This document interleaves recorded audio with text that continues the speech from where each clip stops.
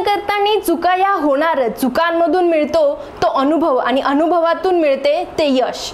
Hi friends, मी सोनाली आपल्या GS research centre या YouTube चॅनलवरती मी आपणा सर्वांचं सहर्ष स्वागत करते। तर आपण ह्या पीवायक्यू सिरीज मधला पहिला व्हिडिओ मागेच बघितला आहे, तर ह्या भूगोल पीवायक्यू सिरीज मधला हा दुसरा व्हिडिओ आपण बघणार आहोत। चला तर मग बघूया आजचा ह्या सिरीज मधील 6वा प्रश्न। 2019 नुसार भारतातील देशांतर्गत उत्पन्नातील पर्यटनाचा वाटा किती आहे असं विचारलं आहे। मित्रांनो, हा प्रश्न त्या वेळच्या चालू घडामोडीशी रिलेटेड विचारलेला आहे, तर ह्याचं उत्तर आहे 9.34। हा इतका वाटा भारतातील देशांतर्गत उत्पन्नातील पर्यटनाचा आहे। तर मित्रांनो, करंट रिलेटेड मी थोडीशी माहिती देते इथे की प्रवास आणि पर्यटन विकास निर्देशांक 2024 नुसार भारताचा क्रमांक हा 39वा आहे। तर हा निर्देशांक जाहीर करते वर्ल्ड इकॉनॉमिक फोरम आणि पर्यटन विकास निर्देशांक। चला तर बघूया पुढचा ह्या सिरीज मधील पुढचा प्रश्न। पुढचा 7व्या क्रमांकाचा प्रश्न आहे, खालीलपैकी एक भारताच्या पश्चिम किनारपट्टीवरील महत्त्वाचे बंदर आहे। तर आपल्याला इथे कीवर्ड्स बघायचं आहे, पश्चिम किनारपट्टी। तर आपल्याला माहिती आहे की भारतामध्ये प्रमुख 13 आंतरराष्ट्रीय बंदर आहे, छोटी मोठी अशी भरपूर आहे, पण प्रमुख 13 आंतरराष्ट्रीय बंदर आहे। चला तर मग बघूया, आपण सुरुवातीला बघूया पश्चिम किनारपट्टीवरील महत्त्वाची बंदरे। तर आपण गुजरात पासून सुरुवात करूया। गुजरातमध्ये कांडला हे महत्त्वाचं बंदर आहे। त्यानंतर तुम्ही इकडे खाली याल तर मुंबई हे दुसऱ्या क्रमांकाचं, उत्तरेकडून दक्षिणेकडे असा क्रम बघतोय आपण। मुंबई हे दुसऱ्या क्रमांकाचं पश्चिम किनारपट्टीवरील बंदर आहे। त्यानंतर आपल्याला माहिती की मुंबई बंदरावरील ताण कमी करण्यासाठी JNPT म्हणजे जवाहरलाल नेहरू पोर्ट विकसित केलेला आहे। त्यानंतर पश्चिम किनारपट्टीवरील तिसऱ्या क्रमांकाचं बंदर आहे मार्मागोवा। त्यानंतर न्यू मंगलोर हे कर्नाटक राज्यामध्ये येते। आपण बघितले महाराष्ट्रामध्ये मुंबई आणि JNPT, त्यानंतर गुजरातमध्ये कांडला, त्यानंतर तुम्ही कर्नाटकमध्ये आला तर न्यू मंगलोर, गोव्यामध्ये पणजी हे पश्चिम किनारपट्टीवरील बंदर बघतोय आपण। त्यानंतर कोचीन हे केरळ राज्यातील बंदर आहे। त्यानंतर तुम्ही आता पूर्व किनारपट्टीला या, पूर्व किनारपट्टीवरील दक्षिणेकडून उत्तरेकडे जातोय आपण। तर पूर्व किनारपट्टीवरील पहिलं बंदर आहे तुतीकोरीन, जे की तमिळनाडू राज्यामध्ये आहे। त्यानंतर दुसरं येतं चेन्नई, हे सुद्धा तमिळनाडू राज्यामध्ये आहे। त्यानंतर आंध्र प्रदेशमध्ये येतं विशाखापट्टणम, हे सुद्धा पूर्व किनारपट्टीवरील बंदर आहे। त्यानंतर हल्दिया आणि पॅराद्वीप ही दोन मुख्य बंदरे ही सुद्धा पूर्व किनारपट्टीवरील आहे। हल्दिया हे येतं पश्चिम बंगालमध्ये। तर मित्रांनो, आपण बघू शकता ह्यानुसार पश्चिम किनारपट्टीवरील बंदर चेन्नई आपल्याला माहिती आहे कुठे, पूर्व किनारपट्टीवरील, हल्दिया पूर्व किनारपट्टीवरील, चेन्नई कुठे येते, चेन्नई तमिळनाडू, त्यानंतर हल्दिया बघितलं तुम्ही तर पश्चिम बंगाल, कांडला हे गुजरात राज्यामधील बंदर आहे जे की पश्चिम किनारपट्टीवरती येते, आणि कोलकाता म्हणाल तर ते पूर्व किनारपट्टीवरती येते, म्हणून आपलं उत्तर आहे कांडला। चला तर बघूया पुढचा प्रश्न। तर ह्या सिरीज मधील पुढील 8वा प्रश्न आहे, महाराष्ट्रात मे महिन्यात सरासरी तापमान सर्वात जास्त कोणत्या प्रदेशात असतं? तर सर्वात जास्त विचारलेलं आहे। तर आपल्याला माहिती आहे पूर्व विदर्भामध्ये मे महिन्यात सर्वात जास्त तापमान असतं। तर ह्या प्रश्नाचं उत्तर आहे पूर्व विदर्भ। ह्या सिरीज मधील पुढचा 9व्या क्रमांकाचा प्रश्न आहे, भिल्लाही लोह आणि पोलाद उद्योग स्थित असलेले राज्य कोणता विचारलाय आपला? भिल्लाई लोह पोलाद। तर आपल्याला माहिती आहे की दुसऱ्या पंचवार्षिक योजनेमध्ये 3 प्रकल्प मंजूर करण्यात आले होते। पहिला आहे रूरकेला, जो की ओरिसा राज्यामध्ये आहे आणि जो जर्मनीच्या मदतीने आपण सुरू केला होता। त्यानंतरचा दुसरा प्रकल्प आहे भिल्लाई, जो छत्तीसगड राज्यामध्ये आहे आणि जो आपण रशियाच्या मदतीने सुरू केला होता. त्यानंतरचा तिसरा दुर्गापूर प्रकल्प. दुर्गापूर प्रकल्प हा पश्चिम बंगालमध्ये येतो आणि हा ब्रिटनच्या मदतीने आपण सुरू केला आहे. तर आपण बघितलंय दुसऱ्या पंचवार्षिक योजनेमध्ये एकूण 3 प्रकल्प सुरू केले होते. पहिला रूरकेला, दुसरा भिल्लाई आणि तिसरा दुर्गापूर.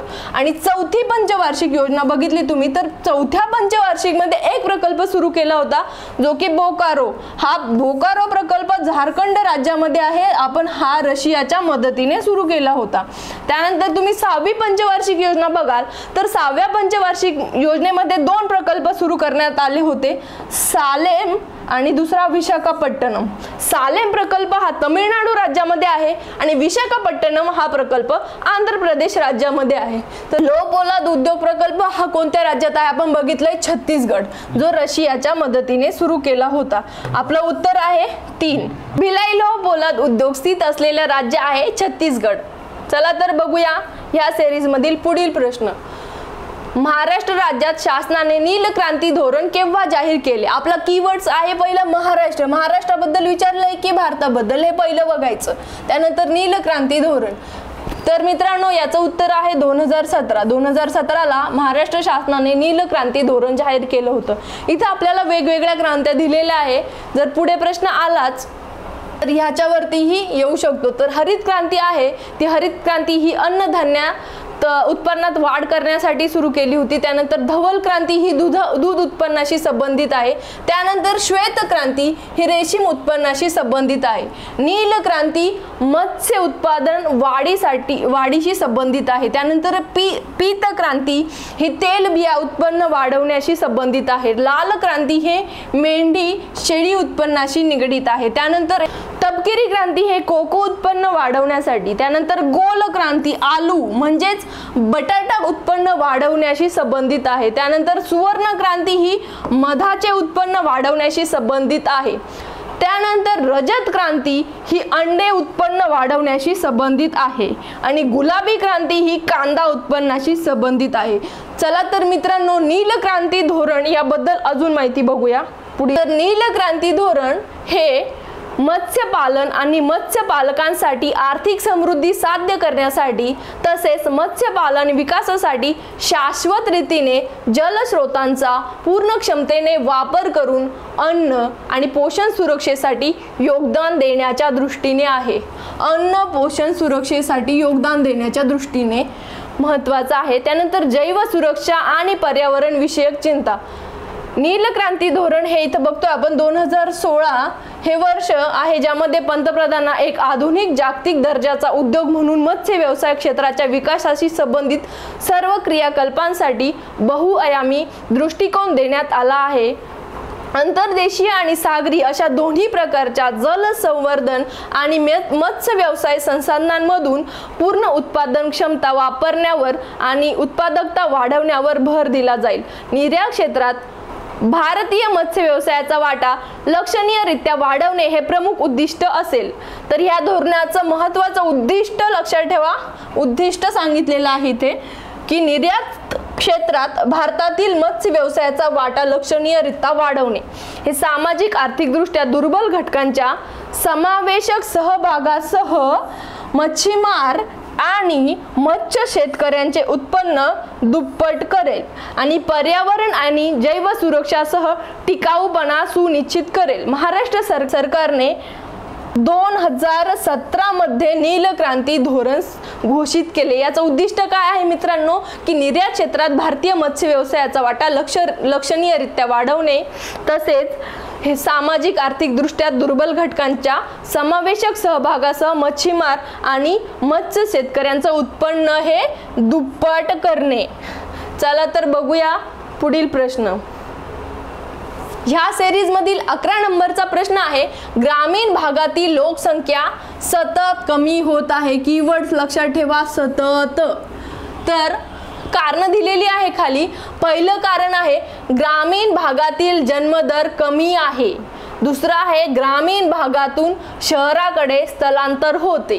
तिसरं कारण आहे ग्रामीण भागात रोजगार उपलब्धता कमी असते आणि चौथं आहे ग्रामीण भागात मृत्यूदर जादा असतो.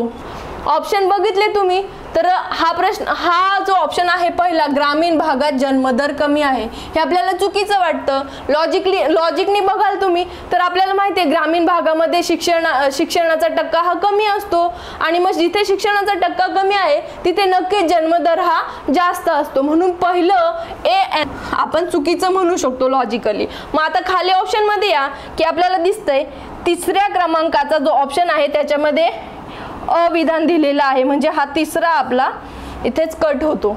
त्यानंतर सी बघाल तुम्ही, ग्रामीण भागात रोजगार उपलब्धता कमी असते. आता वरती तुम्ही कीवर्ड्स बघितलाय, सतत कमी होत आहे, सतत कमी होणारं कारण शोधायचं आपल्याला. तर त्या मानानं ग्रामीण रोजगार उपलब्धता कमी असते का, तर नाही, म्हणजे कमी असते परंतु इतक्या पण प्रमाणात नाहीये की सतत कमी. ग्रामीण भागात सर्वात जास्त नॉन स्किल रोजगार उपलब्ध असतात.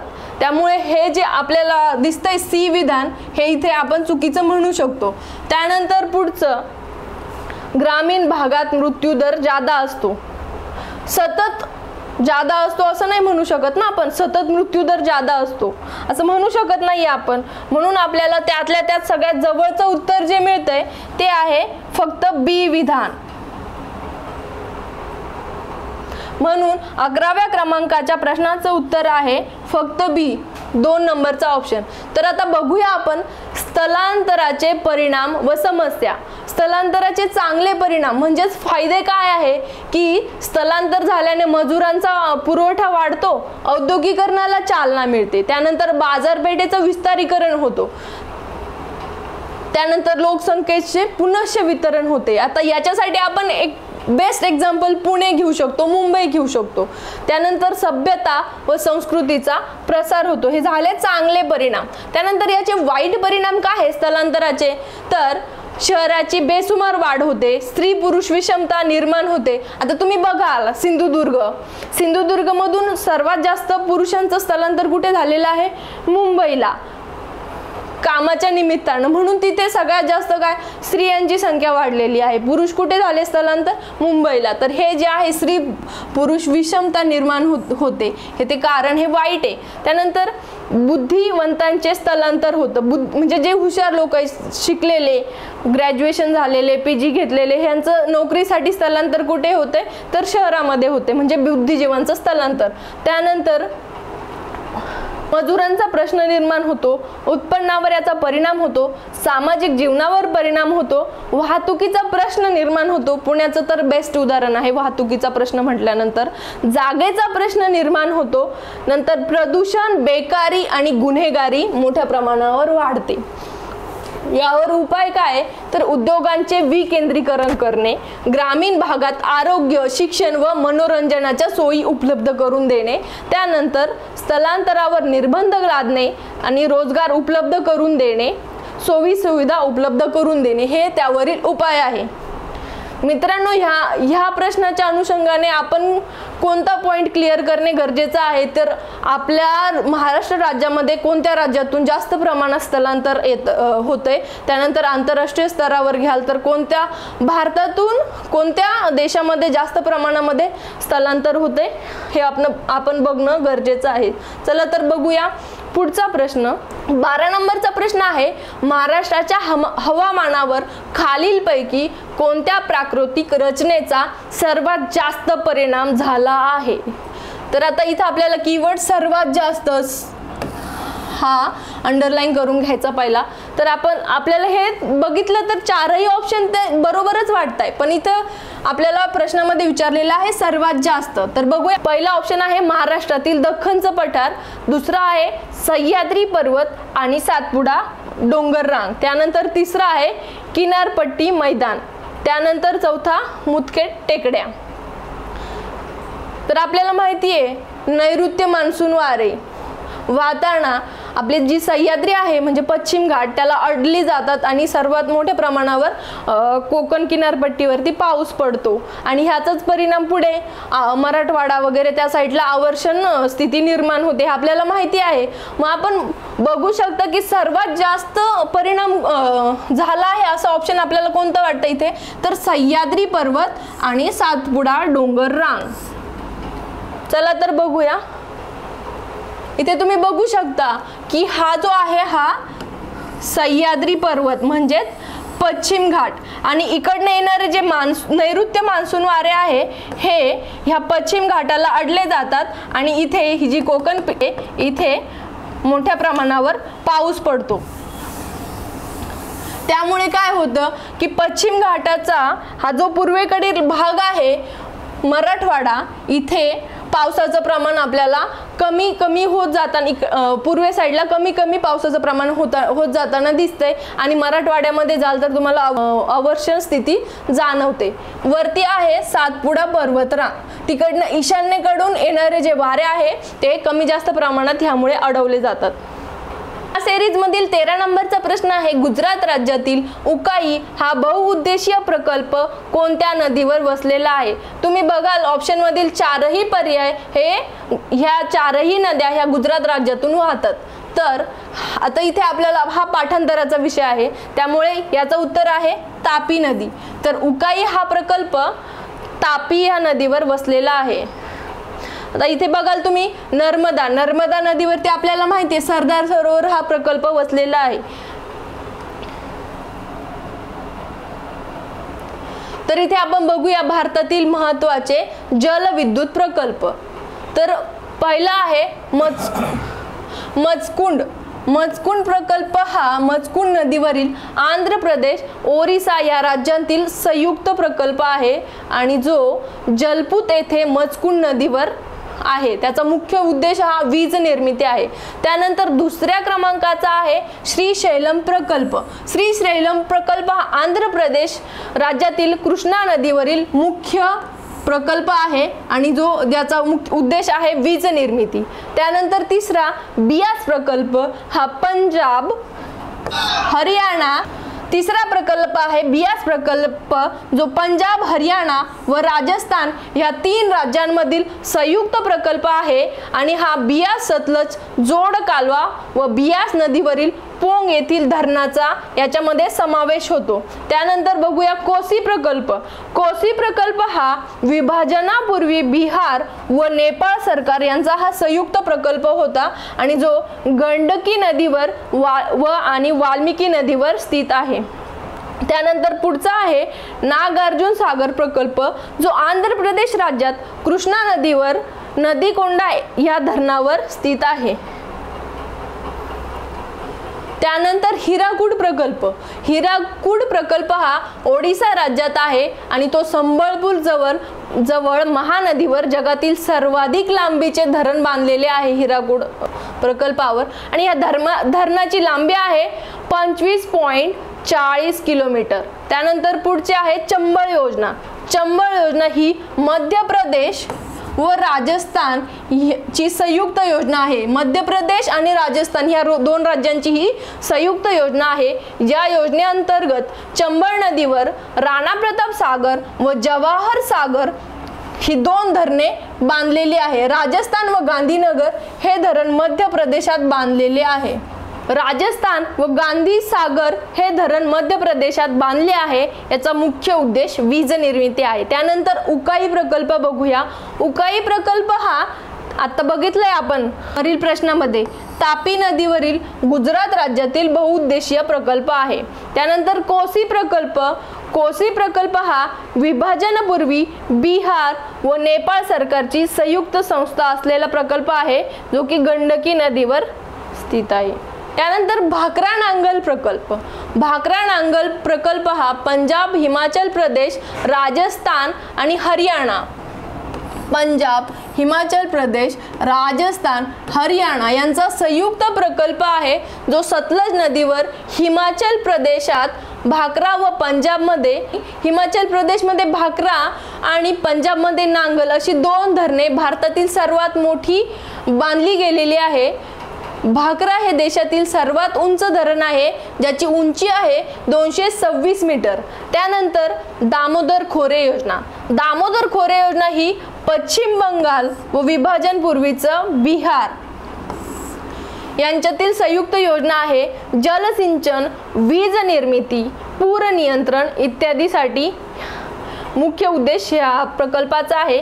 ह्या प्रकल्पाचे व्यवस्थापन दामोदर खोरे महामंडळातर्फे केले जाते आणि अमेरिकेतील प्रसिद्ध टेनेसी व्हॅली या धर्तीवर याची रचना केलेली आहे। त्यानंतर फरक्का योजना ही पश्चिम बंगालमध्ये राबवली जात असून या योजनेअंतर्गत गंगा नदीवर फरक्का येथे व भागीरथी नदीवर जंगीपुर येथे धरण बांधले आहे। हुगळी नदीचा प्रवाह कायम राखणे व कोलकाता बंदराची व्यवस्था राखणे ह्या योजनेचे मुख्य उद्दिष्ट आहे।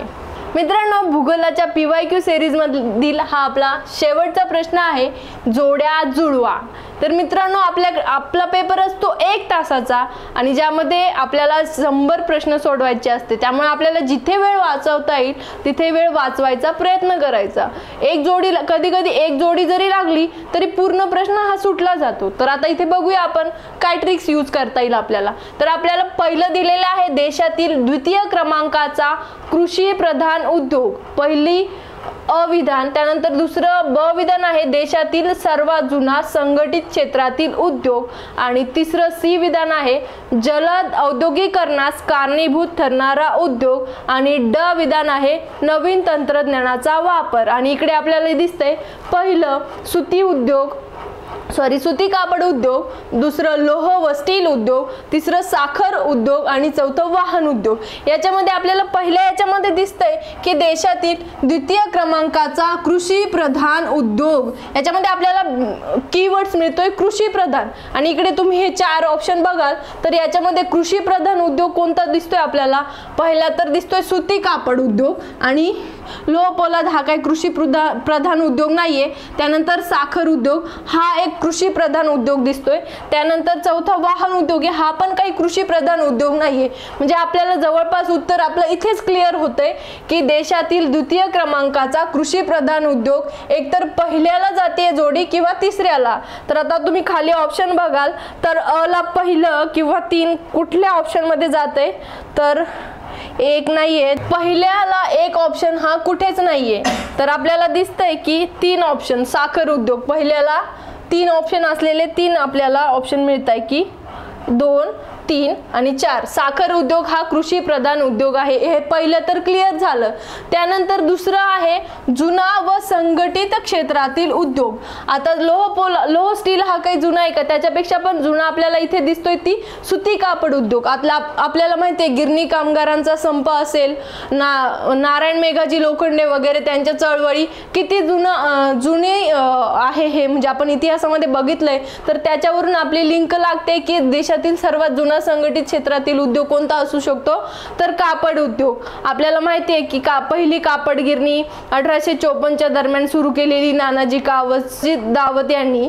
तर मग आपल्याला इथे आपली ब ह्या विधानाची जोडी लागते 1 ह्या ऑप्शनला। तर आपल्याला दिसतंय इथे ब मध्ये 1 असलेले 2 ऑप्शन आहे। पहिला तर आपला गेलेलाच आहे, त्यानंतर बी, तिसऱ्या ऑप्शन मध्ये बी ह्या विधानाला 1 हे तर दिसतंय आपल्याला। तर आपलं बऱ्यापैकी उत्तर इथेच कव्हर झालेलं आहे।